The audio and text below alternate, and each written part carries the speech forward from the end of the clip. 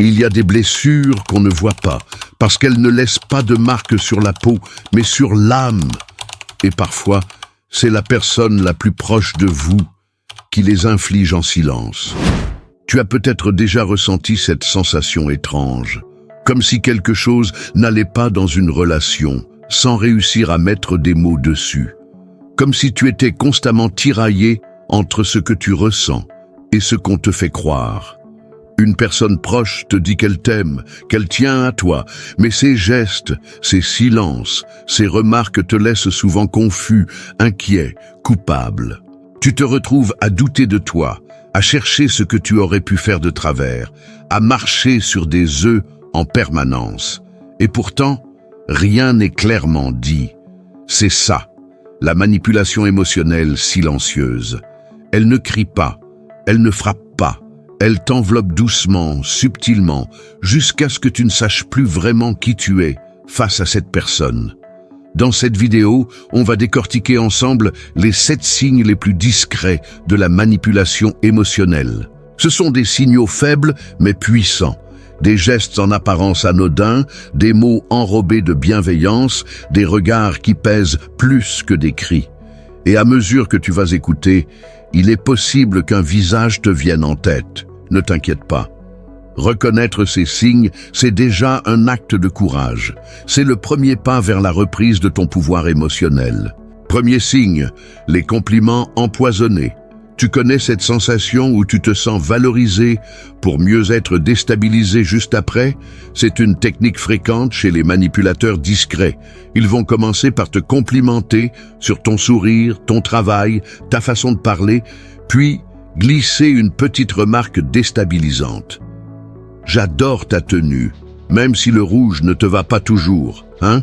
Ou « Tu es tellement attentionné, mais parfois un peu trop sensible. » Le message est clair, tu es jamais complètement bien, tu vis en déséquilibre, constamment à la recherche de leur approbation.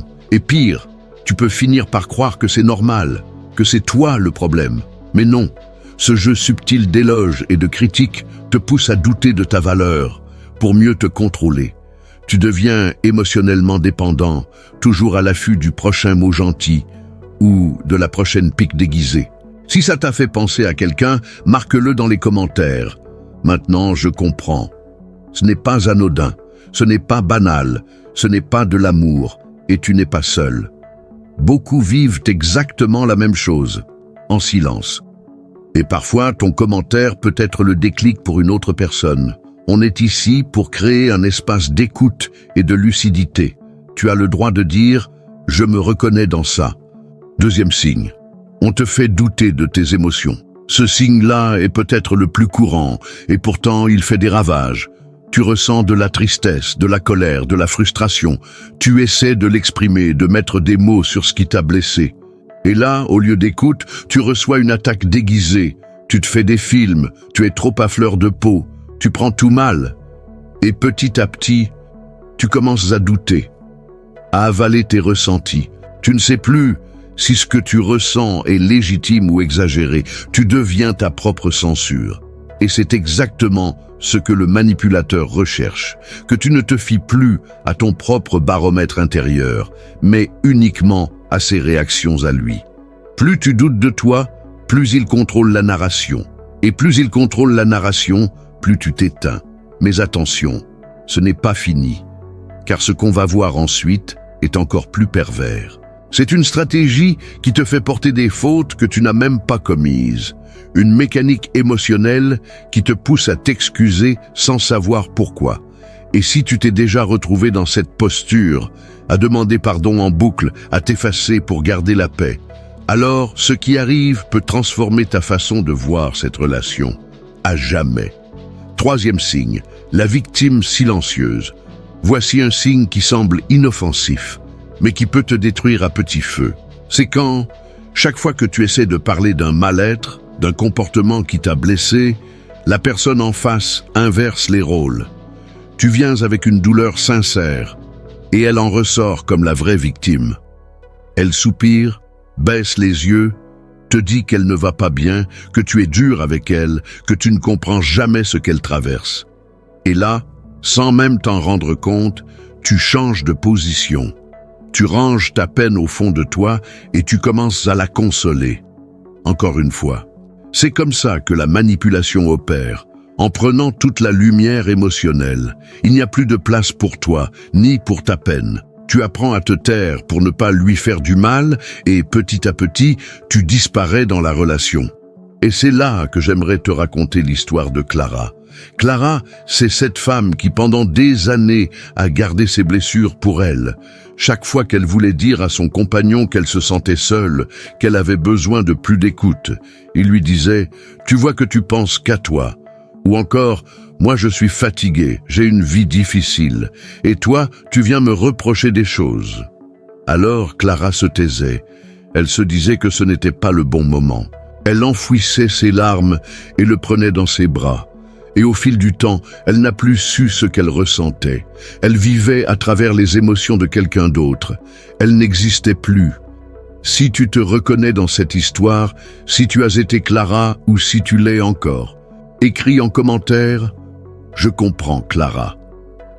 Ce simple mot peut être une étincelle pour quelqu'un d'autre. Parce que ce n'est pas de la faiblesse, ce n'est pas de l'égoïsme, c'est ta sensibilité qu'on utilise contre toi. Et il est temps de dire stop. 4e signe, le silence punitif. Ce type de manipulation est glacial et terriblement efficace. Ce n'est pas ce qu'on te dit qui te blesse, c'est ce qu'on ne te dit pas. C'est quand une personne décide soudainement de t'ignorer. Tu envoies un message, pas de réponse. Tu t'approches, elle détourne le regard. Tu demandes ce qui ne va pas, elle répond par un rien froid comme la pierre. Mais tu sens que tout est tendu, et là, tu commences à paniquer. Tu te demandes « Qu'est-ce que j'ai fait ?» Tu t'excuses, sans savoir pourquoi. Tu deviens celui ou celle qui quémande un mot, un regard, une validation. Ce silence n'est pas neutre. C'est une arme, une punition émotionnelle invisible qui t'apprend une leçon. Si tu exprimes un désaccord, si tu es toi-même, je te retire mon affection. Et ça, c'est de la manipulation pure, parce que ça t'enferme dans une cage invisible où tu fais tout pour éviter le froid, tout pour retrouver la chaleur, même si elle est toxique. 5e signe, l'instabilité émotionnelle contrôlée. Et maintenant, un des signes les plus déroutants, celui qui te fait perdre tes repères. Le manipulateur émotionnel silencieux crée délibérément une instabilité dans la relation. Un jour, il est doux, présent, presque parfait. Et le lendemain, il est distant, sec, fermé, sans explication. Tu ne comprends pas ce qui a changé. Tu revis chaque mot, chaque geste à la recherche de l'erreur. Tu veux réparer quelque chose que tu n'as même pas cassé. Et tu passes ton énergie à tenter de retrouver ce moment où tout allait bien. Mais ce que tu ne vois pas, c'est que cette instabilité est construite exprès pour que tu deviennes dépendant, pour que tu sois toujours en quête de la version aimante de cette personne, comme un joueur qui attend de tomber sur la bonne carte. Tu oublies tes besoins, tu oublies qui tu es, tu vis au rythme de ses humeurs. Et peut-être que ce qu'il y a de plus douloureux dans tout ça, c'est que tu continues à excuser ce comportement. Tu dis « il ou elle traverse une mauvaise période ». C'est moi, je suis trop exigeant. Tu prends tout sur toi. Tu normalises l'instable. Et pendant ce temps, tu t'éteins. Mais maintenant, écoute-moi bien. L'amour ne se vit pas dans la peur. Le véritable amour ne te fait pas douter, ne t'abandonne pas en silence, ne te fait pas mendier de la tendresse. Et si tu ressens ce que je décris là, ce n'est pas un hasard. C'est parce que tu es en train d'ouvrir les yeux. Et dans la prochaine partie, je vais te montrer la forme la plus perverse de manipulation silencieuse, celle qui utilise la culpabilité comme laisse. Et tu vas comprendre pourquoi tu te sens toujours redevable, toujours fautif, même quand tu n'as rien fait. 6e signe, la culpabilité constante. C'est peut-être le signe le plus dévastateur, parce qu'il te ronge de l'intérieur sans faire de bruit. La personne qui te manipule n'a même pas besoin de hausser le ton. Elle utilise un levier bien plus efficace, la dette émotionnelle. Elle dit des choses comme « après tout ce que j'ai fait pour toi » ou « si tu m'aimais vraiment, tu ne dirais pas ça ». Et là, sans même t'en rendre compte, tu te sens fautif. Tu doutes de toi. Tu ravales ton besoin, ton envie, ton avis, pour ne pas la blesser, pour ne pas être ingrat. Tu crois que tu dois quelque chose en permanence. Tu t'excuses même d'avoir des limites. Et petit à petit, tu t'oublies. Mais laisse-moi te dire une chose très claire. L'amour ne se paie pas. L'amour n'a pas de facture. Si quelqu'un te rappelle constamment ce qu'il ou elle a fait pour toi, ce n'est pas par amour.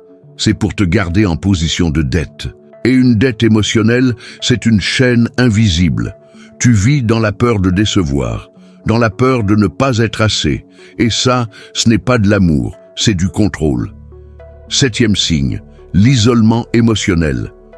Ce dernier signe est l'un des plus dangereux, car il agit sur le long terme. Petit à petit, la personne commence à te couper du monde. Elle critique tes amis, remet en question tes proches, insinue que ta famille ne te comprend pas, que les autres ne sont pas bons pour toi. Elle ne t'interdit rien directement, mais elle insinue. Et toi, tu veux lui faire plaisir, tu veux préserver la paix. Alors tu réduis les sorties, tu filtres ce que tu racontes à tes proches. Tu construis un petit cocon autour d'elle, un cocon qui devient une cage. Et le pire, c'est que tu te dis que tu as fait ce choix toi-même. Mais en réalité, tu as été guidé, poussé, manipulé. Et un jour, tu te réveilles et tu réalises que tu n'as plus personne vers qui te tourner. Que la seule voix que tu écoutes, c'est la sienne. Et c'est exactement ce que le manipulateur cherchait depuis le début. Devenir ta seule référence émotionnelle. Et maintenant, tu viens d'entendre les 7 signes les plus subtils, mais les plus puissants, de la manipulation émotionnelle silencieuse.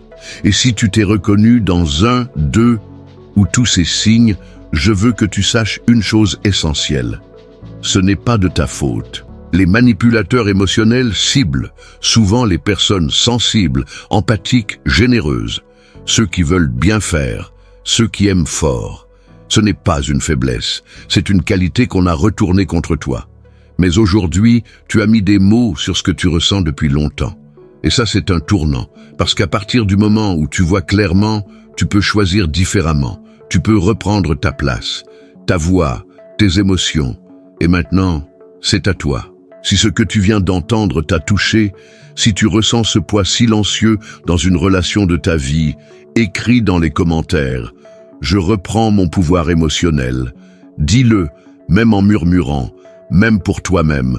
Ton commentaire peut être un début, un cri discret mais puissant.